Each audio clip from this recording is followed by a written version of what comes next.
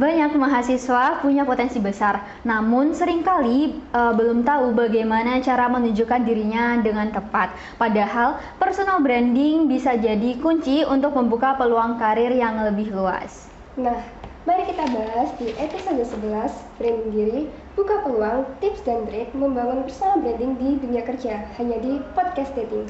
Talk it out, get it out.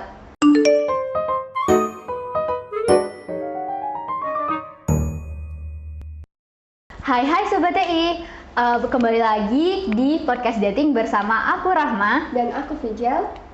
Nah, sesuai dengan episode kali ini yang cukup penting bagi mahasiswa di jenjang karir, tentunya kita akan ditemani dengan narasumber yang berpengalaman di bidangnya. Langsung saja nih, mari kita sambut Ibu Dr. Dira Ernawati, sarjana teknik, magister teknik, dosen dari Fakultas Teknik dan Sains, Prodi Teknik Industri, UPN Veteran Jawa Timur. Selamat pagi Bu Dira. Selamat pagi. Apa kabar hari ini Bu Dira? Alhamdulillah baik. Alhamdulillah. Baik, Bu Dira ini adalah dosen yang dikenal aktif dalam kegiatan akademik maupun pengembangan diri, serta memiliki perhatian besar terhadap pentingnya membangun citra positif di lingkungan profesional. Sebelum masuk ke obrolan kali ini, izinkan saya untuk membacakan beberapa pengalaman Ibu di CV.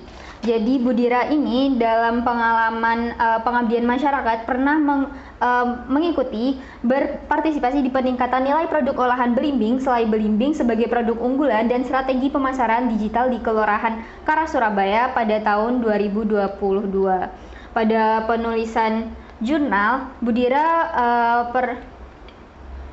pernah menulis jurnal dengan judul Pengukuran Kinerja Manajemen Rantai Pasok dengan Metode Supply Chain Operation Reference atau SCORE berbasis ANP dan OMAK Studi Kasus PTY pada tahun 2023 di Jurnal Proceeding Seminar Nasional Walio Jatmiko tahun 2023.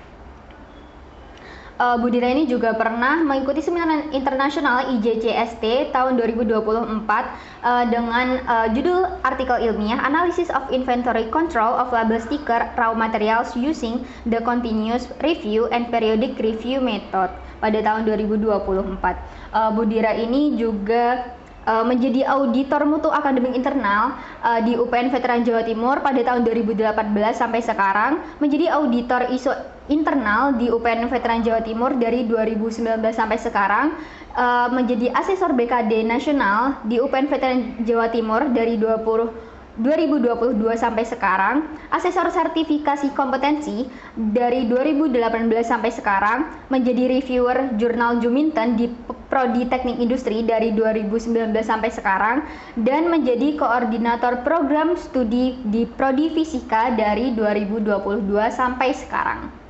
Oke, ngomong-ngomong soal branding diri nih Kak, sekarang itu banyak banget ya mahasiswa yang mulai aktif membangun citra dirinya tuh di media sosial. Ada yang rutin update kegiatan organisasinya, ada juga share hasil karya atau pengalaman magangnya.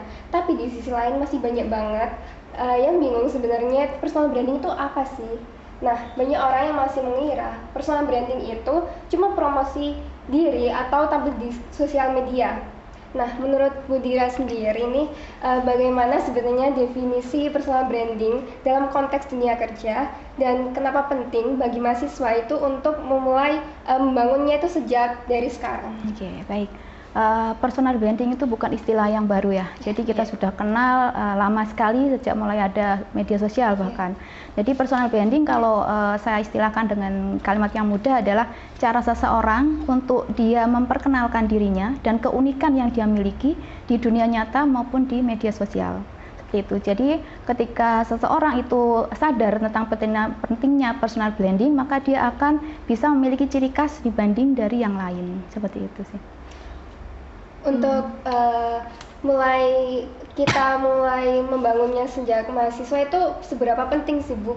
Ya, jadi mungkin dari saya ini kan generasi old ya, generasi masa lalu di mana media sosial belum ada. Tapi ketika media sosial sudah ada, saya tuh sudah semaksimal mungkin menggunakan. Nah, saya sering tekankan ke mahasiswa apalagi ketika di kelas gitu ya, karena saya menjumpai mahasiswa sekarang itu masih belum sadar pentingnya sosmed. hanya dipakai untuk ngepoi dosen mungkin ya. Jadi saya pernah guyon sama mereka, kenapa sosmednya kosong gitu kan? Padahal media sosial itu penting sekali. Kenapa media sosial ada tapi tidak dimanfaatkan kan gitu? Padahal kalau kita tahu saat ini di perusahaan itu kalau melamar kerja yang ditanyakan adalah media sosialnya. Dia punya apa? Apakah dia punya Facebook? Bahkan kan Facebook malah sekarang generasi yang tua-tua katanya kan. Instagram itu yang sudah algoritmanya sudah sangat bagus, itu juga masih jarang dijamah oleh mahasiswa. Padahal itu juga yang sering ditanyakan ketika di perusahaan. Mahasiswa-mahasiswa yang sudah lama, alumni itu sering cerita, masih sering kontak dengan saya, menceritakan kalau ngelamar kerja, HRD itu biasanya pasti meluncurnya ke medsosnya. Kenapa ke medsos? Karena dia pengen tahu personality dari orang ini seperti apa gitu. Jadi bukan hanya berpacu pada surat lamarannya, pada CV yang dia punya, tapi juga pada apa yang dia sampaikan atau pendapat yang sering dituliskan di media sosial. Nah, cara dia berpendapat, cara memberi masukan, bahkan kalau kita misalnya bicara tentang hobi itu kan harusnya ada portofolio. Nah, medsos itu adalah media penting ketika seorang tuh mau membangun portofolio. Contohnya ketika ditanya di HRD nanya, hobinya apa? Anda bilang, saya suka fotografi, tapi medsos dilihat nggak ada sama sekali, kosong. Itu kan bohong, gitu kan? Seorang yang sadar tentang keindahan, tentang estetika, pasti dia akan memposting hasil karyanya. Contoh lain, ketika dia bilang, saya suka olahraga, tapi medsos kosong, padahal sekarang bisa dicek di Strava, harusnya kan diposting gitu kan. Nah, hal-hal seperti itu harusnya dibangun tidak dalam waktu yang singkat, tapi harus butuh waktu yang lama, dan portofolio itu memang harus dibangun, dan itu butuh waktu, seperti itu sih. Baik Ibu, jadi di sini kita sepakat nih betapa pentingnya personal branding dan impact-nya. Tapi terkadang nih ada beberapa mahasiswa yang clueless, yang dimana mereka masih bingung nih memulai dari mana. Mungkin karena mereka kurang mengenali diri, mereka bingung memulai dari mana. Mungkin karena mereka juga belum tahu keahlian spesifik mereka itu di bagian mana. Nah, menurut Ibu pribadi, bagaimana sih cara termudah untuk menemukan ciri khas atau kekuatan dasar yang bisa dijadikan sebuah brand? Ya.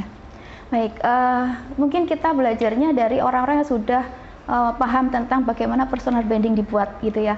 Kita contohkan saja, saya lihat promosi paling mudah itu adalah pakai Instagram, karena dia bisa masuk ke semua kalangan gitu kan. Ketika di Instagram kita menuliskan bio yang di atas itu kan kelihatan ya, harusnya yang muncul di situ harusnya foto itu foto diri kita gitu kan. Jadi seseorang itu harusnya dia bangga dengan dirinya sendiri. Seorang yang bangga dimulai dengan dia tidak malu untuk menampilkan wajahnya kan gitu. Tapi mahasiswa sekarang atau kedai sekarang masih banyak yang pakai foto kartun, tanaman gitu ya, bahkan kucingnya mungkin ya.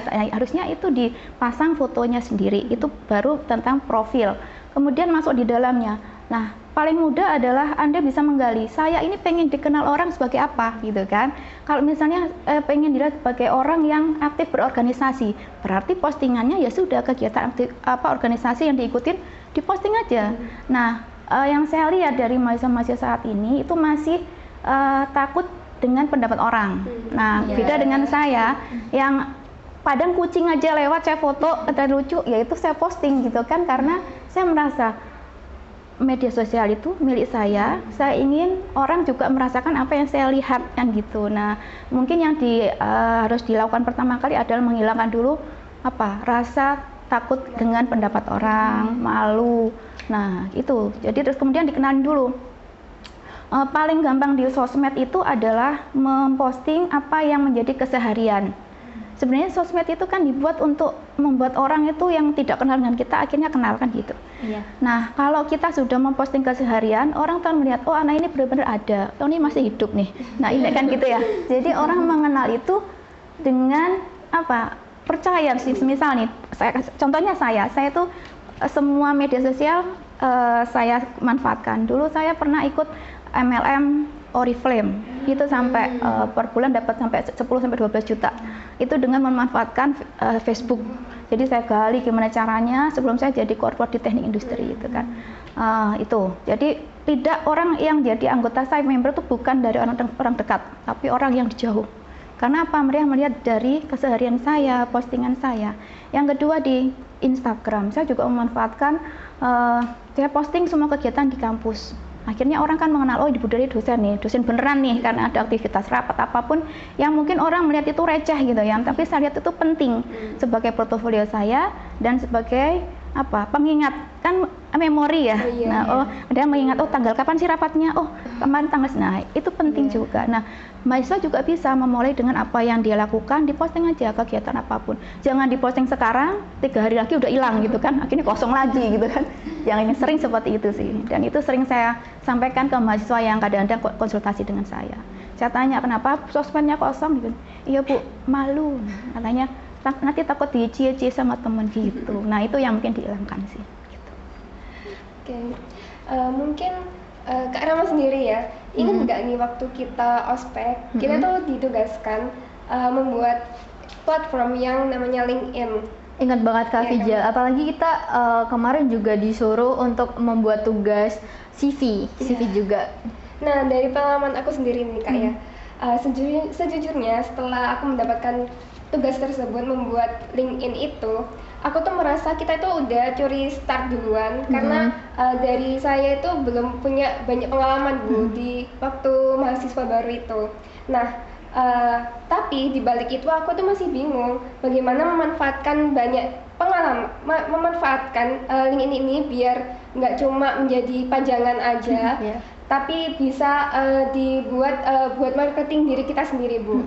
Nah, seperti pengalaman jenjang karir Bu Dira sendiri yang telah di-mention oleh Kak Rahma, itu pastinya sangat menunjang marketing diri Bu Dira. Nah, menurut Bu Dira sendiri gimana tips biar LinkedIn ini bisa berfungsi lebih dari sekedar CV, dan selain LinkedIn, gimana cara tahu platform digital itu mana yang cocok buat membangun personal branding kita? Iya, baik. Diawali dengan LinkedIn ya. Jadi memang mahasiswa itu saat ini memang harus sudah membuat LinkedIn-nya, akun LinkedIn sudah dibuat dulu. Nah, ketika awal masuk pasti kan sudah mulai ikut kegiatan ya. Kegiatan-kegiatan itu bisa dimasukkan sebagai riwayat kan? Nah, riwayat pembelajaran. Kemudian aktivitas, sebenarnya kan di LinkedIn juga ada posting kan. Nah, jadi bukan hanya menuliskan kegiatan apa yang sudah dilakukan, tapi juga mungkin memposting. Jadi sekarang kan sudah mulai kondisi di mana orang tuh diminta untuk punya kemampuan untuk storytelling ya.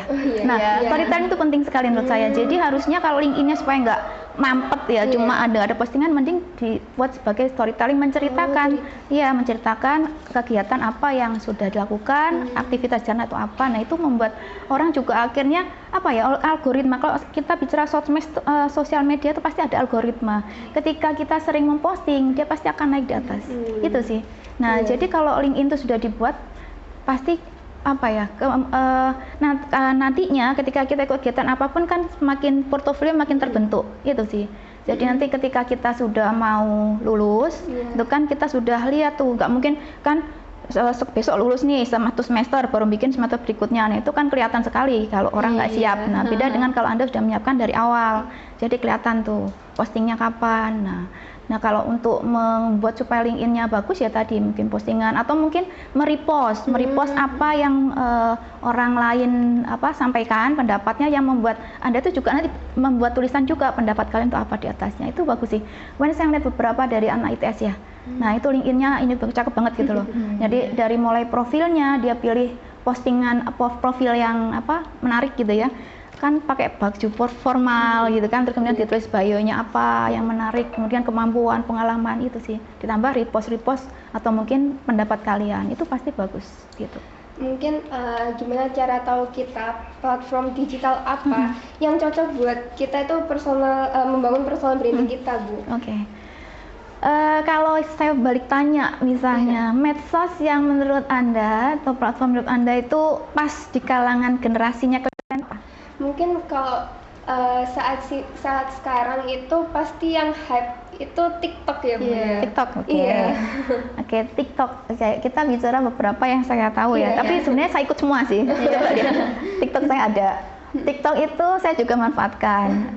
Kalau kalian sebenarnya kan bisa mulai, cuma gini, kalau menurut saya ya, pasar yang kalau kan ada kayak mall itu kan pasti ada kayak kelasnya ya. Royal itu kan yang kalangan ini, TP itu yang apa. Nah, menurut saya lebih bagus adalah di IG, Instagram. Kalau di TikTok kita sebutnya adalah semacam kayak di pasar murah ya. Karena semua dari yang mulai rendah sampai itu kan ada di situ. Tapi dia tidak langsung menjurus kepada hal yang menjadi yang menarik, yang unik di kita, karena tercampur, saking campur baurnya, ada yang juga joget-joget, ada yang akhirnya kan tidak kelihatan. Nah, ini algoritma yang bagus dan yang kelasnya masih bagus dari dari kalangan akademisi dan juga dari praktisi sebenarnya di Instagram sih. Jadi kalau di TikTok jarang ya, apalagi kalau misalnya sekarang orang yang di tweet. Nah, tweet sekarang yang bagus tuh Instagram sama tweet itu. Tweet itu sudah bagus. Kalau Facebook biarlah ibu-ibu aja yang punya ya. Jadi mending fokusnya sekarang IG dibangun. Nah, cara membangun IG tadi saya bilang hobinya apa? Hobi aja.